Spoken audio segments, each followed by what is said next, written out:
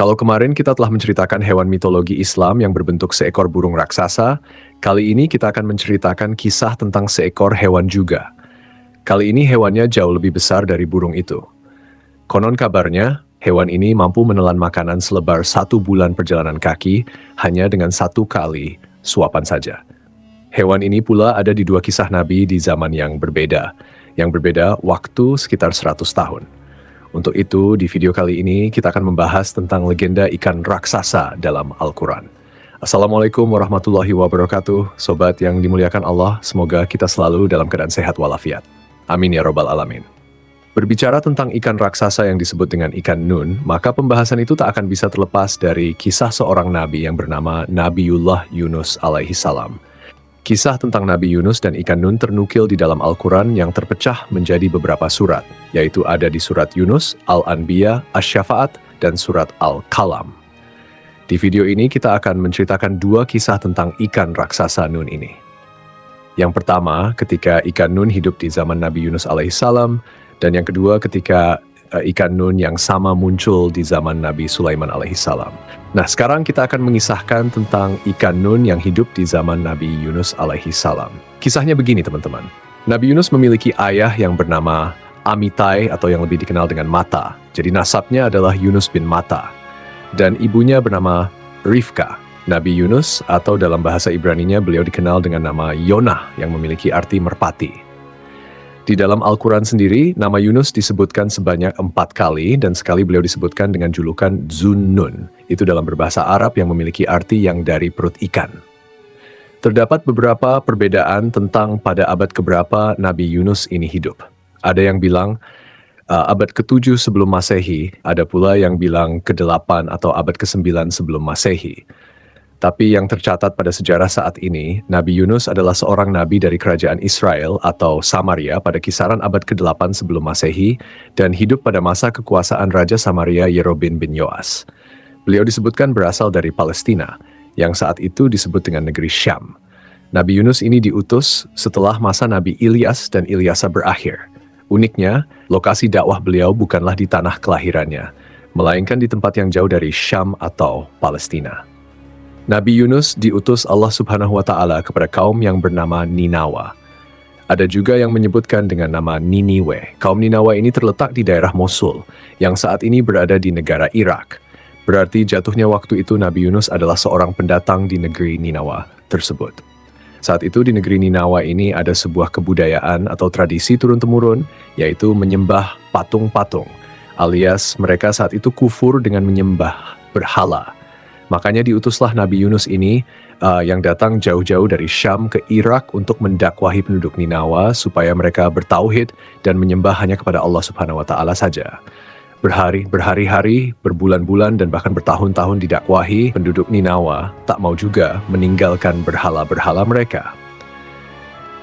Karena begini teman-teman, alasan kenapa penduduk Ninawa ini tak mau meninggalkan berhalanya adalah mereka sudah puluhan bahkan ratusan tahun menyembah berhala, tapi tak ada azab yang datang kepada mereka seperti kaum-kaum terdahulu. Mereka ini telah mendengar kisah kaum-kaum terdahulu yang dibinasakan Allah Subhanahu wa Ta'ala karena menyembah berhala. Artinya, mereka ini tahu bahwasannya yang mereka lakukan selama ini adalah salah, tapi ini malahan nunggu azab dulu baru mau tobat. Nah, jadi ketika itu seluruh orang dari kaum ini tak mau mendengar seruan dari Nabi Yunus alaihissalam. Terlebih lagi Nabi Yunus adalah seorang pendatang, bukan orang yang berasal dari kampung situ. Mereka malahan menganggap Nabi Yunus sok tahu dan tak percaya sedikit pun risalah yang dibawakan beliau. Beliau dikisahkan bahwasanya Nabi Yunus ini mendakwahi mereka selama 33 tahun lamanya. Dan selama itu pula dari sekian banyak penduduk Ninawa, hanya 2 orang saja yang mempercayai Nabi Yunus alaihissalam. Setiap harinya Nabi Yunus hanya mendapatkan ejekan dan tertawaan dari orang-orang itu. Bahkan dari mereka ada yang berkata, "Sudahlah Yunus, urusi saja hidupmu sendiri. Jika engkau mau mendapatkan pengikut, berdakwahlah sana di kampung halamanmu." Nabi Yunus yang notabene adalah manusia biasa, mendengar hinaan dan penolakan itu beliau kecewa dan menjadi marah. Dan pada suatu hari Nabi Yunus pun memutuskan untuk pergi meninggalkan kaumnya. Saat itu Yunus pergi dalam keadaan hati yang kecewa dan marah. Beliau berjalan menuju sebuah dermaga dan meminta izin untuk menumpang di sebuah kapal, yang padahal kapal tersebut sudah kelebihan muatan. Namun, nahkoda kapal tersebut tetap mengizinkan Nabi Yunus untuk ikut di kapal itu. Dan ingatlah kisah Zunnun atau Yunus ketika dia pergi dalam keadaan marah, lalu dia menyangka bahwa kami tidak akan menyulitkannya. Maka dia berdoa dalam keadaan yang sangat gelap, tidak ada Tuhan selain Engkau, Maha Suci Engkau. Sungguh aku termasuk orang-orang yang zalim. Al-Quran Surat Al-Anbiya, ayat ke-87 sampai 88. Tak lama berselang setelah kepergian Nabi Yunus alaihissalam, tiba-tiba tanda-tanda azab Allah Subhanahu wa Ta'ala pun muncul kepada kaum Ninawa yang ditinggalkan beliau. Saat itu tiba-tiba langit berubah menjadi merah, yang jika dilihat saat itu langit seperti kobaran api yang membara. Orang-orang Ninawa pun menjadi ketakutan. Mereka baru sadar akan peringatan dari Nabi Yunus alaihissalam. Tapi apa daya, saat itu Nabi Yunus telah meninggalkan mereka. Mereka pun bingung ketika itu harus minta tolong kepada siapa. Dan mereka pun kembali teringat kepada nasib orang-orang yang tidak bertakwa seperti mereka, yang dibinasakan Allah Subhanahu wa Ta'ala pada zaman dahulu. Menurut tafsir dari Ibnu Katsir dijelaskan, warga Ninawa ketika itu menyadari kesalahannya karena telah menghina Yunus dan telah mendustakan risalah yang dibawanya. Di saat langit berubah merah, seluruh penduduk Ninawa pergi ke hamparan padang pasir, dan mereka pun mulai berdoa dan meminta pengampunan kepada Allah Subhanahu wa Ta'ala. Mereka disebut berdoa selama 40 malam, dan akhirnya Allah Subhanahu wa Ta'ala berkenan memberikan pengampunan dan membatalkan azabnya. Teman-temanku seiman, kita kembali ke cerita Nabi Yunus yang menaiki kapal. Nah, setelah kapal yang ditumpangi Nabi Yunus telah berada di tengah lautan atas izin Allah Subhanahu wa Ta'ala, ketika itu terjadi badai yang cukup besar hingga kapal terhantam gulungan-gulungan ombak besar. Kapal pun ketika itu terombang-ambing dan mulai ada beberapa bagian kapal yang rusak karena terkena gelombang besar. Kapal yang ditumpangi Nabi Yunus ini perlahan-lahan mulai terlihat akan tenggelam. Lalu nahkoda dan orang-orang yang ada di kapal itu pun mulai berpikir bagaimana caranya supaya kapal mereka tidak tenggelam. Akhirnya mereka putuskan untuk membuang semua barang bawaan mereka di kapal itu demi mengurangi beban kapal supaya kapal itu bisa stabil lagi. Nah, setelah semua barang telah dibuang, kapal itu mulai sedikit stabil. Tapi masalahnya adalah pengurangan beban masih dirasa kurang karena kapal masih terus tenggelam. Dan kalau dibiarkan, seluruh orang di kapal itu akan mati tenggelam. Akhirnya mereka pun memutuskan untuk membuat sebuah undian. Siapapun orang yang namanya keluar di undian itu, maka dia harus dilempar keluar dari kapal. Ternyata teman-teman, nama pertama yang keluar di undian itu adalah Nabi Yunus alaihissalam. Tapi orang-orang ketika itu merasa tak tega kalau harus melempar Nabi Yunus ke lautan karena dia adalah pria terhormat. Lalu orang-orang pun mulai melakukan pengundian ulang. Lagi-lagi yang keluar nama Nabi Yunus alaihissalam. Bahkan di undian ketiga kali pun yang keluar tetaplah nama Nabi Yunus. Akhirnya melihat namanya keluar 3 kali secara berturut-turut, tanpa perlu diminta Nabi Yunus pun langsung melompat keluar kapal dan menceburkan diri ke lautan lepas. Abdullah bin Mas'ud melalui riwayat Ibnu Katsir menceritakan bahwa tak lama setelah Nabi Yunus terjun ke laut, tiba-tiba ada seekor ikan besar datang. Kemudian ikan itu menelan secara utuh tubuh Nabi Yunus. Setelah menelan Nabi Yunus, ikan besar itu langsung pergi ke dasar lautan dengan Nabi Yunus berada di dalam perutnya atas izin Allah Subhanahu wa Ta'ala. Tak sedikit pun Nabi Yunus terluka akibat insiden itu. Namun sesaat ketika Yunus ditelan, beliau kaget dan sempat pingsan beberapa saat. Nah, setelah sadar, beliau mengira dirinya sudah mati. Namun begitu mengetahui tubuhnya tak terluka sedikit pun, Nabi Yunus langsung bersyukur dan berdoa di dalam keadaan gelap gulita itu. Mendengar doa dari Nabi Yunus alaihissalam, kemudian Allah Subhanahu wa Ta'ala memaafkan Nabi Yunus, yang sejatinya Allah Subhanahu wa Ta'ala berencana untuk mengurung Yunus hingga hari kiamat. Namun karena doanya tersebut, akhirnya Allah Subhanahu wa Ta'ala mengeluarkan Nabi Yunus dari dalam perut ikan itu. Dan sungguh Yunus benar-benar termasuk salah seorang rasul. Ingatlah ketika dia lari ke kapal yang penuh muatan, kemudian dia ikut diundi, ternyata dia termasuk orang-orang yang kalah dalam undian. Maka dia ditelan oleh ikan besar dalam keadaan tercela. Maka sekiranya dia tidak termasuk orang yang banyak berzikir, bertasbih kepada Allah, niscaya dia akan tetap tinggal di perut ikan itu sampai hari kebangkitan. Al-Quran Surat As-Saffat ayat ke-139 sampai 144. Yang jadi pertanyaannya adalah, apakah jenis ikan besar yang menelan Nabi Yunus itu? Ada riwayat yang mengatakan ikan itu adalah ikan paus. Tapi di Al-Quran sebenarnya tidak dijelaskan secara rinci tentang jenis ikan tersebut. Al-Quran hanya menyebutkan dengan ikan besar. Jadi di sini ada dua kemungkinan teman-teman. Yang pertama, benar kalau ikan itu adalah ikan paus. Sementara yang kedua, mungkin saja itu adalah ikan jenis lain yang memang khusus Allah Subhanahu wa Ta'ala ciptakan untuk menguji Nabi Yunus alaihissalam. Teman-temanku seiman, singkat cerita, ikan besar yang menelan Nabi Yunus itu pun menepi ke pinggir sebuah pantai. Lalu Nabi Yunus dimuntahkan oleh ikan ini dalam keadaan tetap hidup. Namun ketika itu, kondisi Nabi Yunus ketika itu sangat memprihatinkan. Beliau jatuh sakit dan badannya sangat lemah, karena selama di dalam perut ikan beliau kekurangan makanan dan minuman.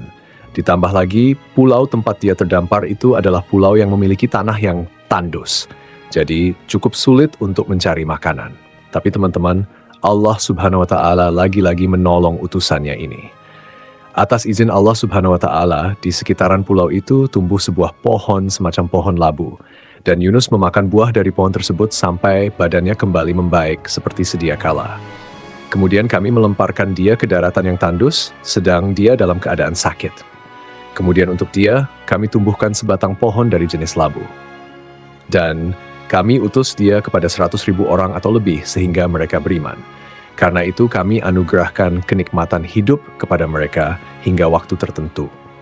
Al-Quran Surat As-Saffat ayat ke-145 sampai 148.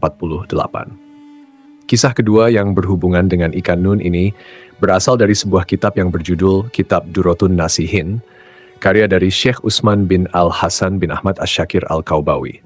Kisahnya begini teman-teman. Nabi Sulaiman adalah seorang nabi sekaligus raja yang sangat sukses. Sebagai raja, Nabi Sulaiman memiliki kekayaan yang luar biasa banyak. Diceritakan dalam literatur, bahkan dalam Al-Quran yang menjelaskan tentang kekayaan Nabi Sulaiman alaihi salam yang jumlah hartanya sangat melimpah.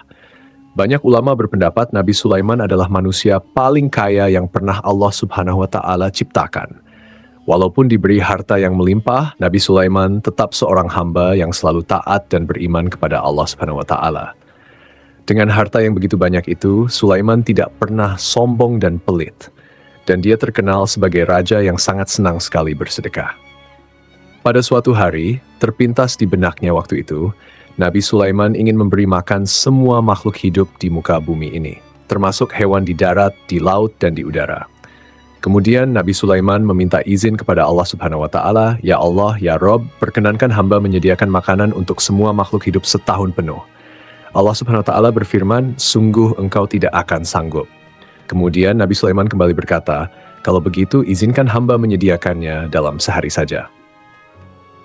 Akhirnya, ketika Nabi Sulaiman telah mengantongi izin dari Allah Subhanahu wa Ta'ala, Nabi Sulaiman langsung memerintahkan pasukannya, baik dari kalangan jin dan manusia. Mereka ditugaskan untuk mendata semua makhluk yang ada di muka bumi. Setelah selesai mendata jumlah seluruh makhluk hidup yang akan diberi makan, maka mereka pun mulai memasak dan mengumpulkan berbagai macam makanan. Nah, makanan yang telah masak dan jadi, itu mereka letakkan di sebuah padang pasir yang sangat luas. Jadi teman-teman, demi memenuhi kebutuhan makan seluruh makhluk hidup ketika itu, mereka menyiapkan makanan selama 40 hari penuh dan mengumpulkan seluruh makanan itu di sebuah padang pasir, hingga diceritakan panjang dari makanan itu adalah 1 bulan perjalanan kaki dan lebarnya juga sama. 1 bulan perjalanan kaki. Itu sungguh hidangan makanan yang luar biasa banyak. Selama mereka menyiapkan makanan ini selama 40 hari, Nabi Sulaiman telah memerintahkan angin untuk tidak berhembus di padang pasir itu karena ditakutkan makanan yang ada di situ jadi rusak dan hilang. Ketika hidangan makanan itu telah siap untuk disantap, lalu Allah Subhanahu wa Ta'ala bertanya kepada Nabi Sulaiman, "Makhluk manakah yang akan memulai memakan hidangan yang engkau sediakan ini?" Nabi Sulaiman menjawab, "Mereka yang mendarat di darat dan di laut." Kemudian dengan kekuasaannya, Allah Subhanahu wa Ta'ala memerintahkan seekor ikan besar dari kedalaman laut yang akan menyantap makanan itu. Ikan besar ini langsung keluar dari air dan memakan seluruh makanan yang ada di padang pasir itu hingga semuanya habis dengan hanya satu kali suapan saja, karena saking besarnya ukuran tubuh ikan raksasa ini. Alangkah terkejutnya Nabi Sulaiman ketika itu. Makanan yang telah disiapkan selama 40 hari bisa habis dengan satu makhluk saja, yang lainnya belum kebagian. Bahkan ikan raksasa ini setelah selesai menyantap hidangan, dia berkata kepada Nabi Sulaiman, "Wahai Sulaiman, kenyangkanlah perutku. Sekarang aku masih merasa lapar." Pada saat itu Nabi Sulaiman langsung bersujud sambil menangis kepada Allah Subhanahu wa Ta'ala. Beliau memohon ampunan karena merasa sombong dan merasa mampu memberi makan semua makhluk hidup. Padahal untuk memberi makan satu ikan saja dia masih belum cukup mampu. Kisah Nabi Sulaiman ini memberikan kita pelajaran dan peringatan bahwa Allah Subhanahu wa Ta'ala itu benar-benar maha kaya dan tak ada yang bisa menandingi kekayaannya. Apalagi itu cuma Nabi Sulaiman alaihissalam. Dan hanya Allah Subhanahu wa Ta'ala lah yang sanggup dan mampu memberi makan seluruh makhluk hidup di muka bumi ini dari awal zaman hingga akhir zaman. Jadi, itulah kisah tentang legenda ikan raksasa dalam Al-Quran. Semoga kisah ini bermanfaat, lebih dan kurangnya mohon dimaafkan. Yang benar datangnya dari Allah Subhanahu wa Ta'ala, khilaf atau keliru itu datangnya dari saya pribadi sebagai manusia biasa. Sampai ketemu di kisah-kisah seru yang penuh makna selanjutnya. Saya akhiri. Wassalamualaikum warahmatullahi wabarakatuh.